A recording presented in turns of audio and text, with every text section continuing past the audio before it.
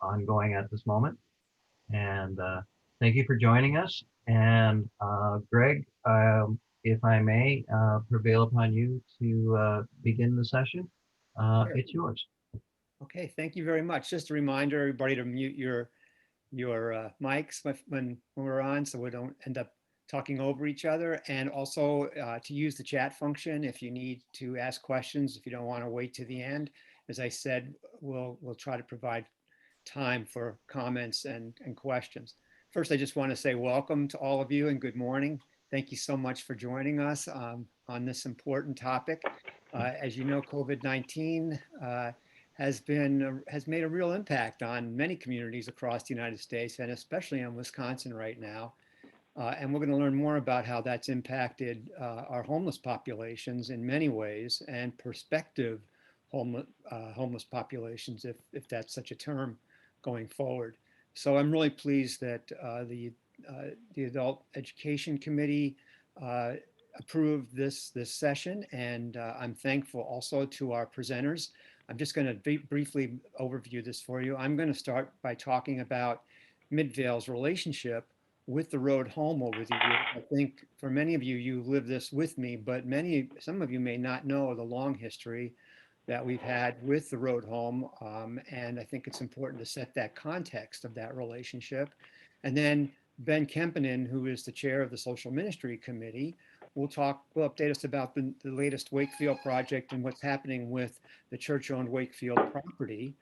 And then Kristin Rucinski, who's the executive director for the road home, uh, and I might add, the only agency in Dane County focused on homeless families, is here with us. I'm very thankful for her presence, and she'll talk more about what is happening with the road home, but more specifically about the impact of COVID on shelter programs and home-based programs and stabilization of homeless in apartments and so on. I think you'll enjoy that. I hope I captured that accurately, Kristen. I hope I did. Anyway, it's a real pleasure to be with all of you. As you know, I'm a member of the Social Ministry Committee. I've been a member since the late 90s. And in fact, that's when Midvale's relationship with the road home began. In fact, over the years, Midvale has been a partner with the road home since 1999. It's a long time and a long sustained relationship.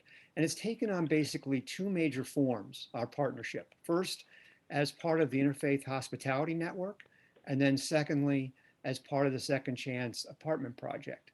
I'm going to just highlight that relationship a bit for you, and then Ben will take us right into the present and future. So just bear with me here.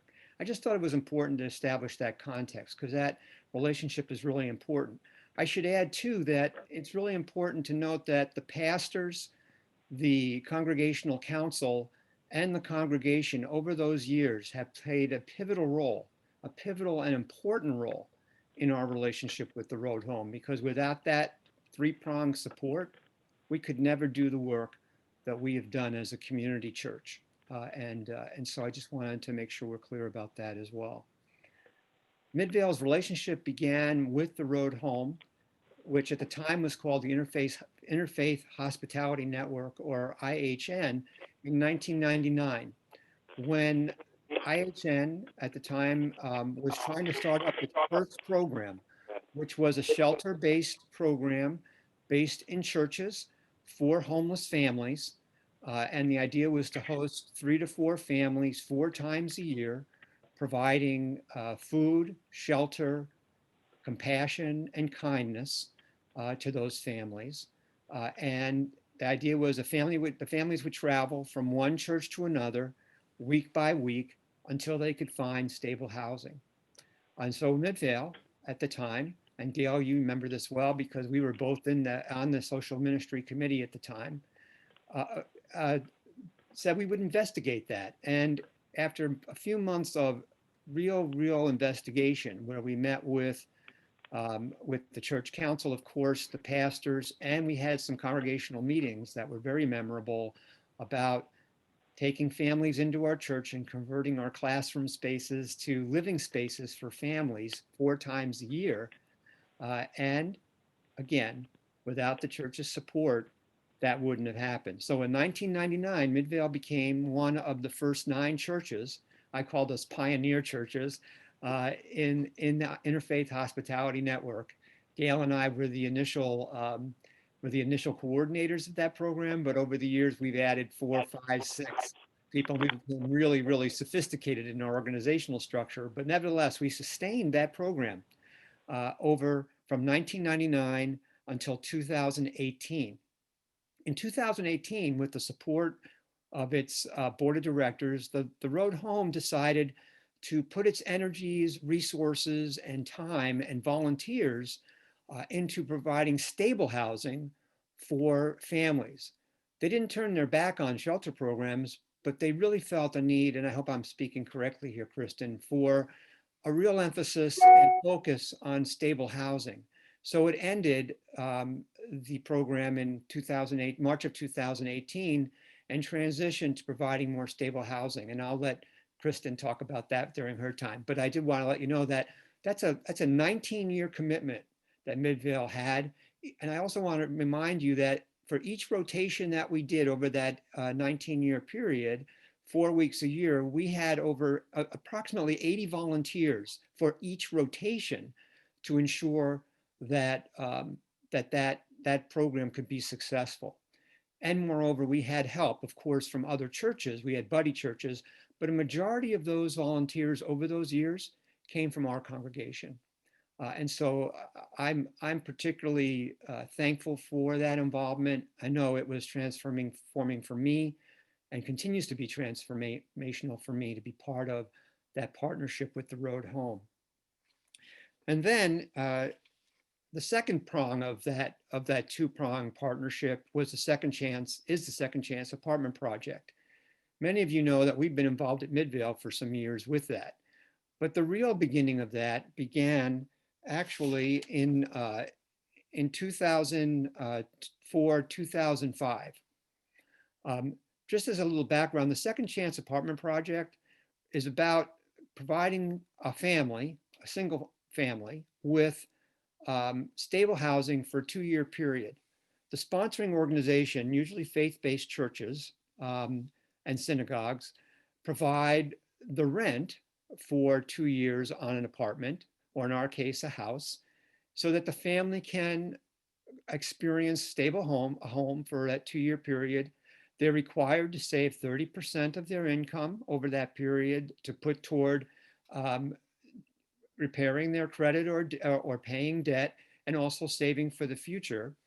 And the Road Home, of course, screens those families. They provide case management, and the sponsoring organization provides furniture and household items, a mentor, help with moving in and moving out, and tries to be attentive as much as they can to the needs of that family. Our relationship with the Road Homes, many of you know, began in 2004, with the Second Chance Apartment Project, began in 2004, 2005. At the time, I was not only a member of Midvale, but a trustee on the Board of Trustees for the Village of Shorewood Hills. And I spearheaded an effort in our village, including fundraising, to support a Second Chance project, and hit a wall. It turns out that after raising $20,000 and having a family ready to move into an apartment, the village could not sign the lease for the apartment. Legally, municipalities cannot sign a lease. Didn't know that going in. So I thought, well, maybe our church, maybe one of our pastors would be able to do that. And so I approached Pastor Bruce Lowenhagen at the time and asked if he'd be willing to sign the lease. He met with the church council, of course, and they approved. And so without Pastor Bruce's signature and the church's support, the first of the 4 projects that the Village of Shorewood Hills sponsored would not have been possible. It was also during that time that our church learned a little bit about the Second Chance Apartment Project, because to allow Pastor Bruce to sign the leases, of course, I always met with the council to talk about what was happening there. I'm pleased to report that the village did have 4 successive Second Chance apartment projects. All 4 families graduated from the program after 2 years and went into stable housing with 100% success rate. So that's a little bit of background about that. And then, of course, in 2015, the village ended its projects, decided it wanted to go in other directions, of course, and so we stopped. But then in 2013, just 2 years prior to the village ending, the Midvale Community Lutheran Church began to think about sponsoring its own project in the church-owned Wakefield house.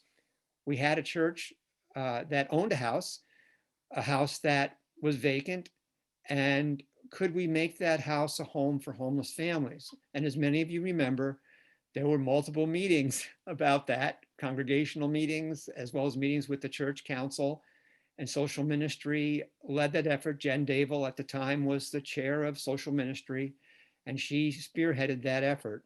And after lots of discussion, we launched our first Second Chance project. We took apartment out because it's a house.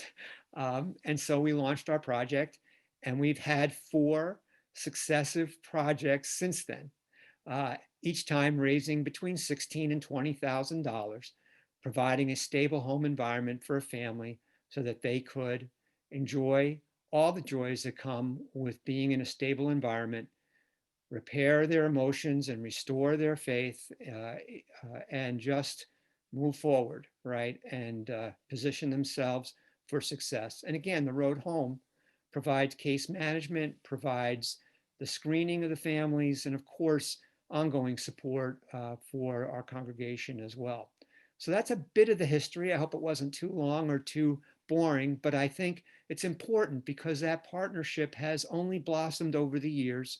And in addition to these 2 projects, the Midvale Community Lutheran Church has been a contributor to the operating budget of the road home over the years, because we believe in their mission, again, which is to provide homeless families with stabilized stabilized homes so that they can enjoy what many of us enjoy and maybe even take for granted. But these families certainly do not, and certainly Midvale does not, because our congregation has had a compassionate response, compassionate, consistent, loving response to love our neighbors and to care for others.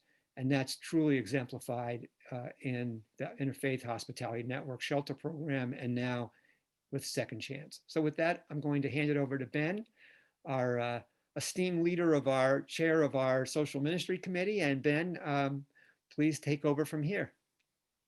Thank you, Greg. Thank you, Kristin, for joining us today, and thank everybody for your attendance. I wanted to just start out by indicating, I've been very blessed and privileged to be involved in social ministry for a while. I think, as many of you know, housing and food insecurity have been sort of priorities for our committee in the programs in the community and beyond that we support. And in fact, for our proposed budget next year, I'm pleased to say that we're making or hoping to make a significant increase in our support for the road home. And also 8 of our 14 items really focus on housing and food insecurity. As Greg mentioned, one of the primary, or perhaps one of the more important ministries, is sort of our partnership with the Road Home and the Madison Community Foundation with the Second Chance project, now Building Futures. Some of you know Greg touched upon it a little bit, the sort of somewhat interesting history of our ownership of the Wakefield house. As we all know, home ownership presents all sorts of surprises and challenges for everybody, and that was no different for our church. Thankfully, since 2014, we have been able to participate in this program, and I think having a house allowed us to sort of provide opportunities for families of a larger size than some of the other faith organizations that participated in the project with apartments. As Greg mentioned, we have a partnership. There's a caseworker that works with families from the road home. We've also had a member of the church as a liaison, and to try to provide some contact. And I think I'd be remiss with also out mentioning, we've had extraordinary contributions from the Kesslers, Bill and Judy as the manager, and sort of with their experience in sort of real estate and whatnot. There was a number of problems that seemed perhaps insoluble that Judy and Bill were able to help us resolve. I'd mentioned briefly, we've owned the church, or excuse me, we've owned this home since 1994. And as mentioned by Greg, our budget for this program is usually between $16,000 and $18,000.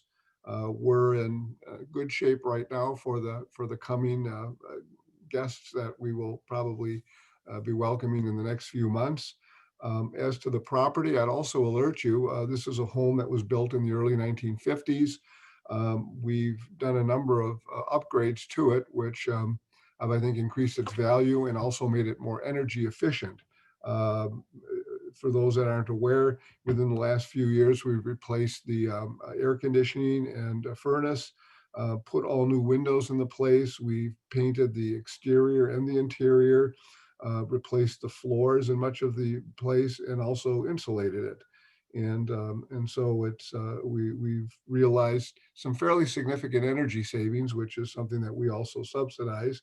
And I'd also mention that as one of many symbols or bits of evidence of the generosity of the congregation, our committee was contacted by a member of the congregation that adamantly wished to remain anonymous, and he generously underwrote all the costs for the supplies for the exterior painting. And so, you know, it does take a village, and we've been blessed to be part of a group that supported this. Right now, our guests are a family of 5 with 3 children, a couple of whom have some special needs, and thankfully we've been able to accommodate that. They did have some difficulty, which is not surprising, in finding suitable housing for their needs. And so we have allowed them to stay in the apartment a couple of months past the lease, and they are right now in the process of moving out. They'll be out at the end of October. And at that point, part of the sort of protocol for what we do is, number one, as many of you have donated items, all of the furniture are donated items. We tell our guests that, with a couple of exceptions I'll mention, that they are free to take with them any of the items that they think would be helpful as they transition to their next housing location. The items that we keep there, as we have a washer and dryer, we had a misfortune of not keeping some of them in the past, but we're optimistic about the future and whatnot. And so and so in any event, all of the furniture items and whatnot, and I think our current guests are still in the process of trying to decide what they will have room for. And a very typical experience has been that sometimes they're moving to a place that might be a bit smaller, and so they have to make choices about what items that they can keep. Once they have moved, then we, with the guidance of the expert Judy Kessler, we sort of have a walkthrough and sort of assess where we're at. Some furniture is worth keeping, some of it, with the wear and tear that comes with children and furniture, we will dispose of, and then rely on the generosity of the congregation to sort of articulate in the moments and whatnot what things we need, and then sort of refurnish the apartment. We'll see what we need by way of cleaning or painting interior, and we've had groups of folks that have always stepped up and helped with that. And my guess is that probably, and this is to be decided, Kristin and Greg and others, that probably sometime around the first of the year, we'll probably be ready to welcome new guests. My sense is it may or may not be helpful to consider the school term, even though school is run differently now than it had been. Just the idea of being, sometimes if children have to change that, it might be easier sort of at the semester break. And so that's kind of an update about sort of where we're at in the condition of the department, how we are running it. And I wanted to just, before I turn things over to Kristin, say thank you very much to all members of the congregation. Thank you, Greg. Thank other members of the Social Ministry Committee. And thank Kristin. It's been a joy and a pleasure to be able to work with you over these years. So without further ado, I turn things over to Kristin. Thank you. Those are both beautiful. I always learn a little more of the history, I think, every time I hear Greg talk. So I appreciated that. And it's been great. I would say Greg was sort of my primary contact for years, and that has sort of shifted to Ben and obviously Gail and Tony Swanby and many of you. But that your whole organizational structure has always been one of the smoothest out of all of our 50 sort of partner congregations. And I'm not just saying that, it's like the communication is always very clear. You have sort of your champions that are promoting this cause, but then it really does take the whole congregation, including the pastor leadership. So everything that you've already heard Greg and Ben say, I can't sort of stress that enough, how great it is to work with an organization that kind of does, everybody knows their roles, and it's awesome. So you guys are definitely one of our favorites. And also just that you were honestly ahead of the curve in regards to housing, right? So shelter is needed in a community until there's enough affordable housing, but shelter is still not the answer to homelessness. You heard Greg say in 2018, our board of directors decided to really strategically focus in on more housing opportunities, and Second Chance was one of those. So you guys overlapped between that shelter piece that you were involved with and Second Chance. For a while you were doing both, and so definitely ahead of the curve again in realizing the importance of long-term stable housing and not just having food and a roof over your head and moving from week to week. So I'll sort of segue with Ben, sort of not glossed over, but the fact that you all, or the council, I'm not sure who all approved it, but allowed the current family in the Wakefield house to stay 2 more months was literally a matter of returning to homelessness or not. And I think in the time of COVID, we're all needing to sort of adjust and be flexible. I think those are the key things that we're doing at the Road Home. And I think the whole homeless services sort of system is doing. And so again, you guys are right there, agreeing to extend that family for 2 months as they were trying to get housing, and it worked beautifully. So like Ben said, they'll be moving out shortly. Without getting into too many details, because I'm not sure who all knows the family or not, but essentially they had a 3-year-old who he'll be in a wheelchair. And as they were looking for housing, they didn't know that yet. So they were not really looking for accessible places where they could have the wheelchair, being accessible, and some other needs with other kids. So it was from, no fault of their own. However, COVID also just slows down the process for everything, right? So families used to be able to kind of go in person, look at an apartment, fill out an application, here you go. Now that's all you have to, get it mailed to you, write it out, mail it back. Things are just taking longer. Apartment showings aren't happening in person usually. So just sort of the effects of COVID plus the effects of this family's situation really compounded, and that 2-month extension was critical. So thank you for that as well. Let's see, I could talk for forever. I probably should have had more concise notes written down, because I could talk about a systems level, which I think Greg and Ben want me to touch on, and then also a little bit about what the Road Home is doing. But essentially, so we'll start sort of at a systems level. So back in March, essentially, when the effects of COVID really sort of came to Dane County, the city and county worked tirelessly to figure out what to do with shelters.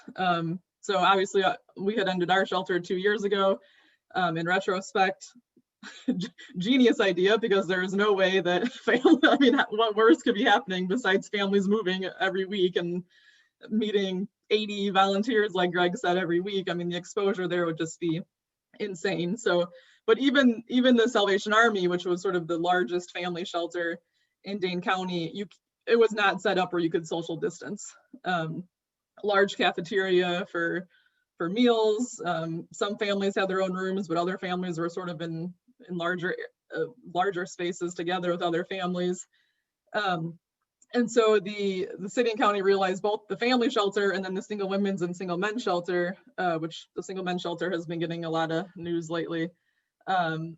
They essentially got into contracts with a lot of different hotels. And so every family at the time was able to get their own hotel room through the end of the year with meals delivered. It almost reminded me, Dale, when you were talking earlier, a little bit about your setup with kind of food being delivered and everybody kind of staying in their own rooms. So that's sort of the bigger picture of how the family shelter is working right now. There is a waiting list for those hotel rooms. We've seen, even though there have been some local and federal eviction moratoriums, there are still loopholes and ways that families could be evicted and non-renewed in these times. So we're already seeing some of that now. And then definitely, I mean, we don't have a crystal ball, but with the trends and what we're hearing anecdotally, we think 2021 is going to be potentially even worse, where new families that have never maybe even needed assistance or would, never would have even thought that they would need shelter. Now with the job losses that we're seeing due to the pandemic, we're just really expecting sort of an avalanche of new families entering the system next year. So the more housing we could be creating, which is a need in Dane County, the better. And so that's where we've been really busy, not just trying to maintain our current services in the pandemic, but also expanding our programming.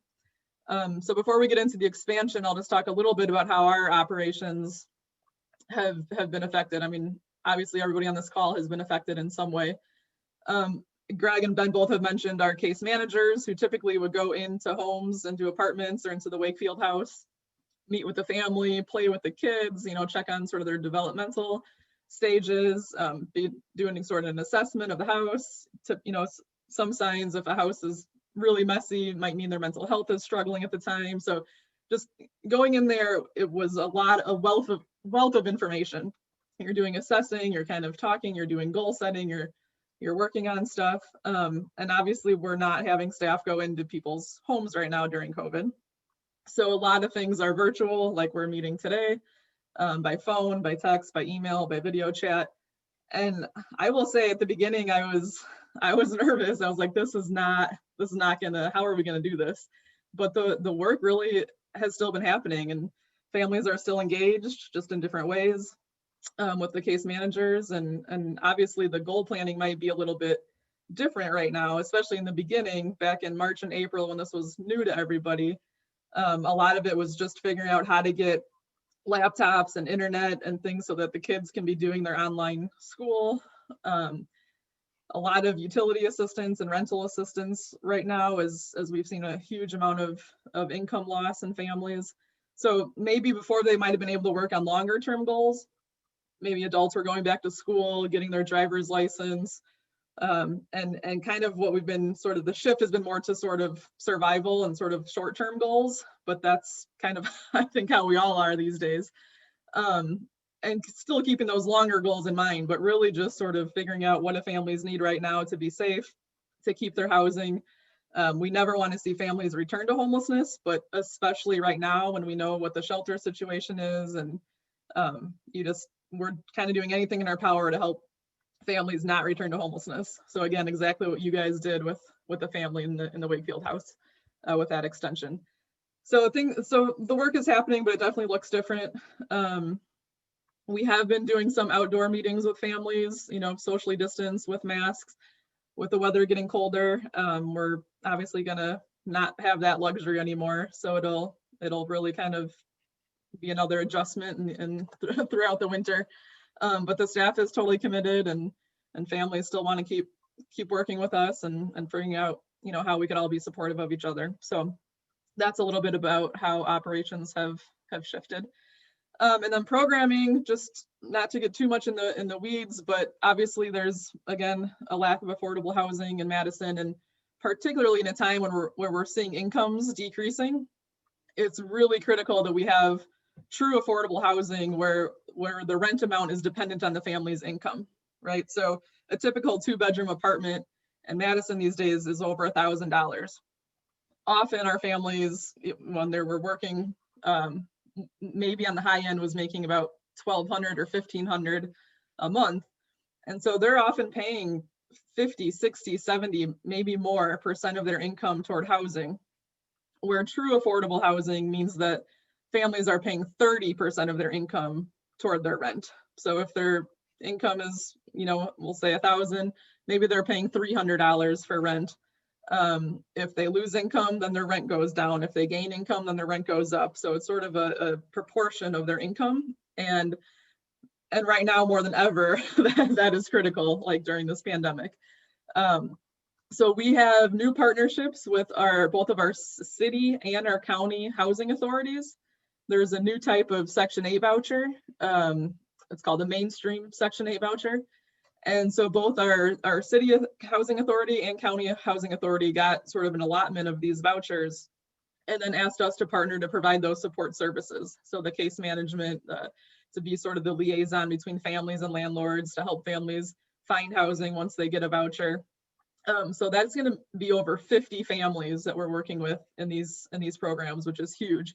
So they'll get a Section 8 voucher and can, theoretically go shop with that and find a landlord, find an apartment that they qualify for, and then their rent will be dependent on their income. So that's huge. We also have a partnership with Stonehouse Development, and we have 3 sort of different projects with them. The first is called The Breeze. It's over on East Washington, right next to Breeze Stevens Field.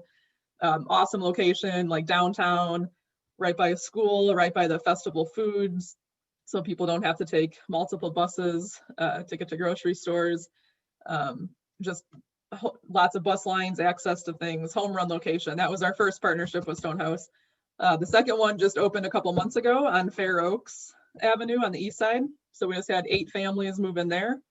And then in February, so in a couple months this winter, the third one will open, and that's on the west side on Schrader Road. And we'll have 10 families moving in there. And at all 3 of those sites, we have an on-site case manager there to help, doing the case management support, just like you would see at the Wakefield house. So that's 18 more families there between the 8 at Fair Oaks and the 10 on Schrader Road. And then a very small permanent supportive housing program that will help house 5 families.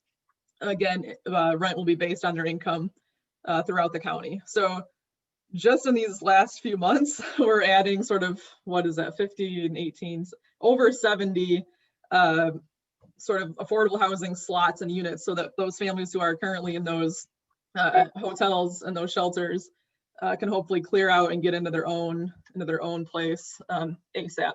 So we're really thrilled about that. We've been able to sort of just at the perfect time. I mean, some of these have been in the works for a while, but they're kind of all coming to fruition right when we need them. Especially anytime, on any one homeless period, but then not in a winter and not in a pandemic. So we're really excited that we're able to sort of help the system out that way through these new housing initiatives.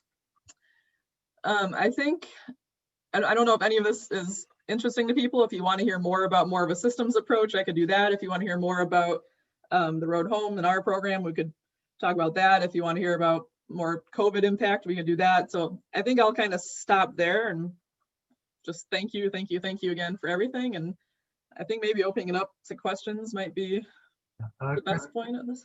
Kristin, there is a question, and you might be the person that can answer this best. If anybody else can, that's great too. How many houses like Wakefield are currently available for families in Madison or the greater area? Do you have any idea? So that's a good question. And I could take this a couple ways, so tell me if I'm not answering it exactly how you want. But I will say there are 14 families in Second Chance right now.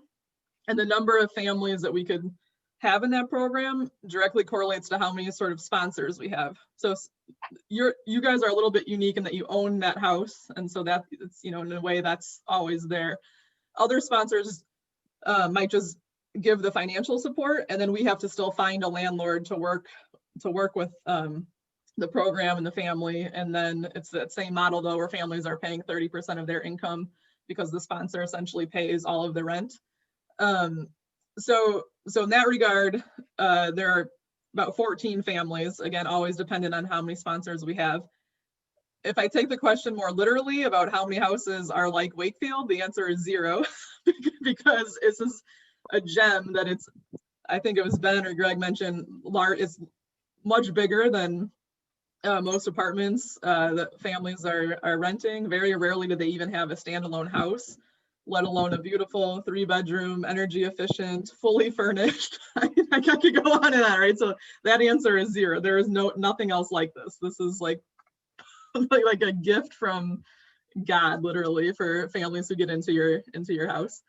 And then just in general, if I took the question a little more broadly, just housing for larger families is a lot more difficult.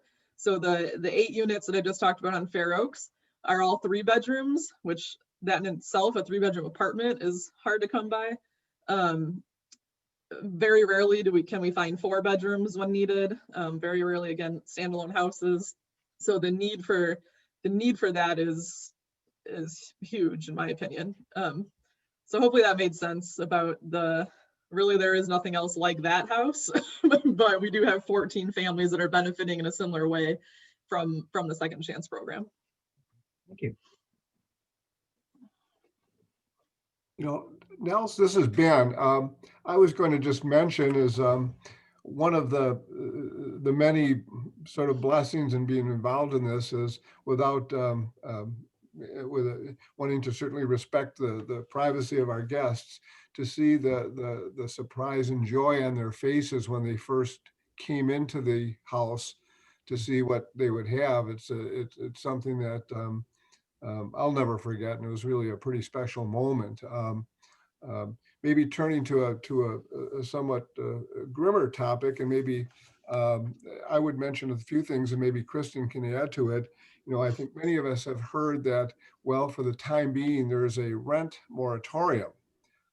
We had a short-term sort of type of relief that was ordered by Governor Evers, and in the ongoing battle between him and our legislature, that was canceled, and that ended up with about a 300 or 400% increase in eviction actions being filed in early June. Then in September, the Federal Center for Disease Control, given its authority to issue orders broadly in view of the pandemic, did issue a moratorium that applied to all renters, not just those with federally subsidized housing, and that will extend from September 4th till the 31st of December. That is at best a temporary benefit, and I think also the hardship falls not only upon the renters, but a significant number of landlords are not large corporations and organizations, but they're sort of families or individuals that maybe own a 1 or 2 unit place, and their ability to pay their mortgage and whatnot is certainly compromised by this. And when the moratorium ends on December 31st, all rent is due, plus the moratorium does not prevent landlords from assessing late fees and other costs and whatnot. And certainly if families are not able to pay their rent now, it's simply not realistic to think that they'd be in a position to pay 3 or 4 months of past rent and whatnot. I've been involved a little bit in sort of a legal services side of this, and I know those organizations that provide eviction services are expecting a tsunami of eviction actions in January unless there's some other action taken. And there is some part of the CARES Act that Governor Evers has allocated to rent assistance, but the past act was certainly not enough given the enormity of this and the number of people in the service sector that have lost jobs and really don't have opportunities for different employment. And so I think that that's another part of the puzzle that's going to basically become more of a challenge as the first of the year comes around. This is Nancy Abraham. I have a few comments. Can you hear me? Yes. Okay. I was on the Porch Light Board in the very early 2000s, and one of the things I remember from that time, that at that point, Dane County alone then needed 5,000 affordable housing units of one sort and another. So that's a question I have. Where are we now in terms of still the lack in numbers of affordable housing? Is that something that's known? And how close are we to getting where we need to be? That's a good question. So I will follow up after this and send a report to Greg or Ben, and they could email it out. But both, I've heard the city and county both reference the need for over 1,000 units a year for the next 30 years, just to kind of get into a spot where we don't have as many rent burdened families. So that doesn't necessarily mean all housing for people who are homeless, but that word rent burdened. So other families might be paying, 40, 50% of their income toward rent, which just then doesn't allow for as much disposable income to put into the economy, right? So there's a whole bigger issue about just rent burdened families. And so I think with the city and county, with their report that they've put out, that includes that extra sort of layer and not just of homelessness. So I have not heard 5,000 a year, but what I have heard is that year over year, right? So 1,000 a year for 30 years would maybe get us to a place where we're somewhat in the right spot. But we still need to know sort of the percentage of those who are or might be homeless, and then also what you're speaking to of the housing cost overburdened. Otherwise, it's hard to sort out where we're really at or where we're going to, it seems to me. What is your reaction to my comment? Yep, I agree. And we do have, we have really pretty good data on, this is getting into the weeds now, but it's called literally homeless households. So whether it's single men or single women or families like at the road home, we do have really good data as a community on the number of people who are, again, literally homeless. So that means they're sleeping in shelters, cars, streets, or places not meant for habitation. What that doesn't include, which is very hard to count, are households who are what we would say doubled up. So maybe a house is living with their family and friends for a while, and then they go and live with other family and friends for a while, or maybe they're self-paying in a hotel. So they're not actually in the sort of homeless system. They're out there just trying to utilize all of their resources first before they actually enter or call a shelter. And that number, the school district has a little better feel for the families that are doubled up. And it's, over 1,000 kids a year in MMSD are identified as homeless at some point. That doesn't mean that they're all literally homeless, but they don't have that stability. They don't have that safe place where they know they're going to be every night. And so that number is really hard to count. So I'm kind of going a little bit all over, but we do have good data on that literally homeless number. For families over the years, it actually has been decreasing, which has been great. Although now we're starting to now see an increase. But that again, that's a small percentage of then the rent burdened, bigger sort of layer in our community that we just definitely need more affordable housing. That is the bottom line. Thank you. Thank you.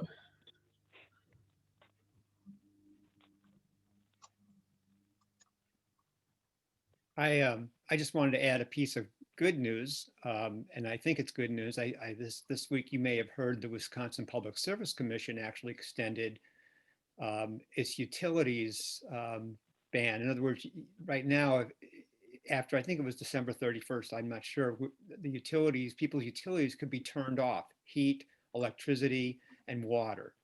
And that now has been extended through the spring, which I think is really good news. The other news that came out this week, I was watching, if you're up on the news in Madison and Dane County, the new shelter on the east side that will be developed. That's not necessarily for families, but it's a movement toward housing, more stable accommodations at least. And then the other is the hut community, where those small huts will be built to house homeless men and women. Again, I'm not sure families qualify for huts, but small huts with heat and access to water and so on are going to go up also. And the numbers, I don't know exactly. I remember it's over 100 huts, but I'm not sure of the exact numbers. Maybe Kristin, you know, I've just been following. What I'm trying to say is that Dane County and Madison have really worked hard as we come into winter, as they usually do, to figure out how they're going to accommodate homeless people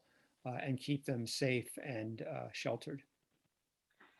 Yeah, the one thing I would add on to that utility moratorium that Greg mentioned, it's very similar to what Ben described with the rent moratorium, that the money is still owed when that ends. So it's come spring, we're going to see some very high bills, and that is again a reason that landlords can then evict families, even if they were paying on their rent and they don't have a rent balance. If they have a utility balance, that could be in certain, if it's in the lease, terms for eviction. So those two are where we're trying to put any sort of extra financial assistance that we get into both the rent and utility for families, so they're not becoming homeless in the spring.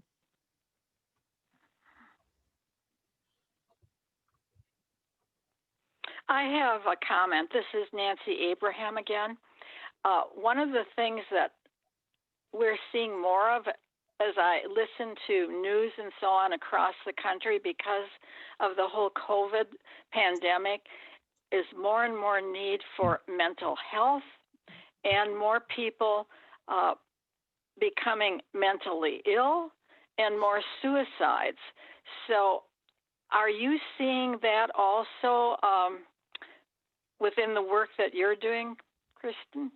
Thank you for bringing that up, because I can't believe that I didn't mention that just as I was talking about our daily operations.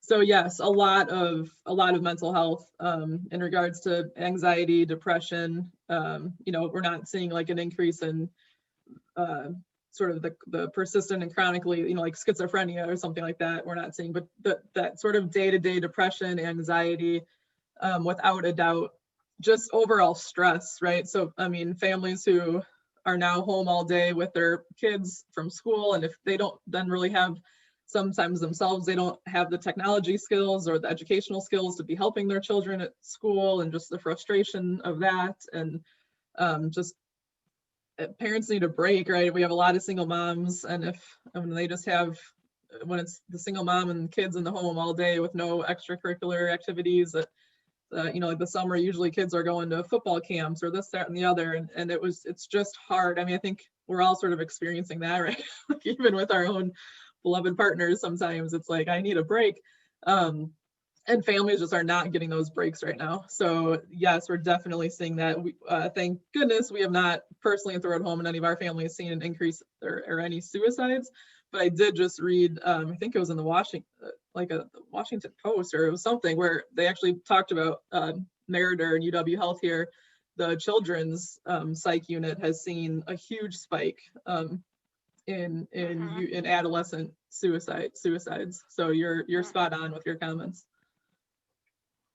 Thank you. Kristin, I'm going to put you on the spot. I'm sorry, but I've heard you talk about this and how COVID-19 has really disproportionately affected brown and Black people. And I know you've talked about this, and I'm wondering if you could just talk about, share your observations and concerns about that. Sure. So in lots of ways, right? I think the four main things that I typically talk about are employment, education, health, and housing. So education, we just talked a little bit about just now with school being, you know, done virtually at home, and if adults didn't ever, you know, if they don't have their own degree, or, you know, just a little less likely to be able to help their own children sometimes. So we're just kind of seeing that, you know, what already was sort of deemed the achievement gap, right? I just really think that that's potentially going to broaden and widen in employment. So, you know, I think you guys have been around enough to know that it's a myth that families who are homeless don't work, right? They actually sometimes work 2 or 3 jobs. But what we've seen are those, and I think what we've always known, but kind of it was an aha moment, the jobs that families in our program specifically, they're not usually jobs that you could do from home, right? So as we're all sort of working remotely, they tend to have jobs in grocery stores and fast food places, maybe being a CNA, you know, working in an assisted living, taking care of other people. And so these are like sort of, you know, frontline jobs, not maybe nurses and doctors frontline, but other frontline jobs that they just can't do from home, which then means that they either have to choose to leave that job so they could be home with their kids if they're a single parent, or they're in these jobs where they're, just straight up exposed more often than other people. So, and then you could go on and on about the health disparities, if people do need healthcare and treatment. And then obviously housing, we've always had housing disparities. So 85% of the families in our programs are people of color. And, that comes from all different sort of, whether that's from the foster care system or the criminal justice system, or just harder to get employment. I mean, that all sort of leads to the fact that people don't have enough money to afford rent. So sort of these disparities that we've always sort of known existed in education and health and employment, they're just really being magnified and seem to be just sort of even blown out of proportion more these last few months. So it's been heartbreaking to see that. There's a comment in the chat, and the question is, it seems like there's many different agencies and organizations that are involved in this. And so the question becomes, how much coordination is there between all of these different things? And if I have slaughtered the question, please feel free to revise that. And if anyone else would like to comment, please unmute themselves as they see fit. That is a good question. So there are sort of different primary subpopulations within people who are experiencing homelessness. So somebody mentioned they're on the Porch Light board. Porch Light does have some housing for some families, but primarily single men is their main focus, specifically in the shelter network that they run. So everything that the Road Home does is with families with children. So the two main agencies that we coordinate with are the Salvation Army and the YWCA. And we do coordinate very well. Actually, you might not even know this detail, but the Second Chance project actually is a collaboration with the YWCA. So they do what we call the coordination. So they're getting families off of like our community's housing priority list. They're enrolling them into the program. With you guys, it's different because again, you have that house that we just sort of place families in. But usually, then they are helping with the housing search. They sort of take on the communication with the landlord, so that the Road Home, then in our case managers, could do the communication with the families. So that is a collaboration right there with the YWCA. So almost all of our programs are a collaboration in some way. And then what's been sort of probably the biggest coordination piece and how we work together is, so now there's something called coordinated entry.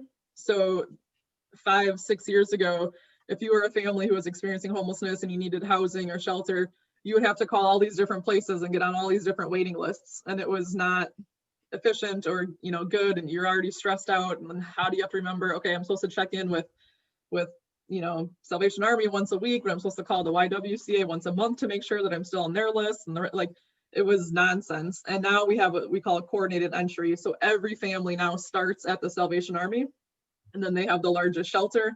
From there, they get assessed and then put on a housing list. And then whenever any agency in the community, because you're right, there are several that are working on this, whenever any program that has an opening. So example, when this family moves out of the Wakefield house, you heard Greg or Ben say that then probably around January, we'd move in a new family.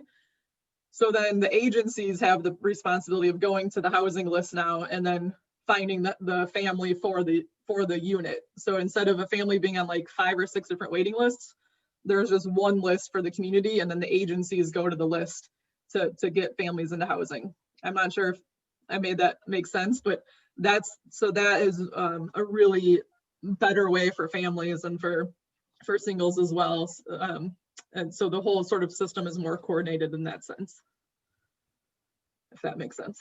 It's hard to describe when you don't do this every day.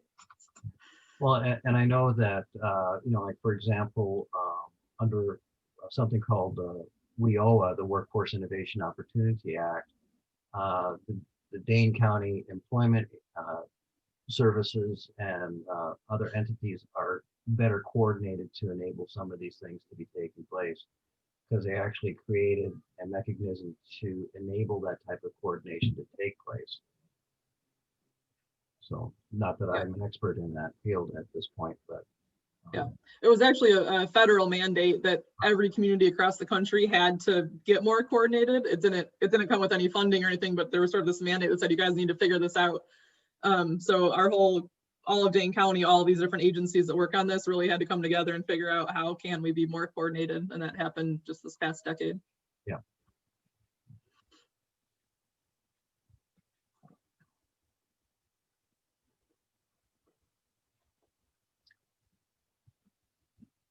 Any other questions or comments? All are welcome. You know, Nelsie, I might, this is Ben, I might step in, and as we get close to the end, I guess I wanted to, again, thank Kristin, Greg, all the members of the Social Ministry Committee and everybody in the congregation for all they've done. I think it's one of the more important and rewarding sort of ministries that we've done at our church, and obviously there's more to be done. And even as a community that really has done more than many others and whatnot, the significant challenges lie before us, and hopefully we'll all be able to, with this information, do our best to try to rise to the challenge. So I don't know if it violates adult forum protocol to maybe break 3 minutes early. I know at the university, my students never minded when we did that, but I guess I would just sort of say thank you for everybody for participating. And as always, I learn a great deal from not only our guests, but the other members and whatnot. So thank you. Yeah, thank you all again so much for all of your support. Thank you. And while I have everyone here, I would like to point out that next week, Pastor Erica Becker will be doing the presentation for the Adult Forum, and she leads a grief workshop with Midvale, and part of the presentation will be dealing with how do we deal with grief, anxiety, stress, and all of those kinds of things during this odd period that we're naming COVID. So any and all would be welcome to participate in that, but we do need to make a reservation through the church office, so send them an email if you're interested. So that's enough of a preview for next week. So. Yes, sir. Any other comments, questions, thoughts? Where we go from here?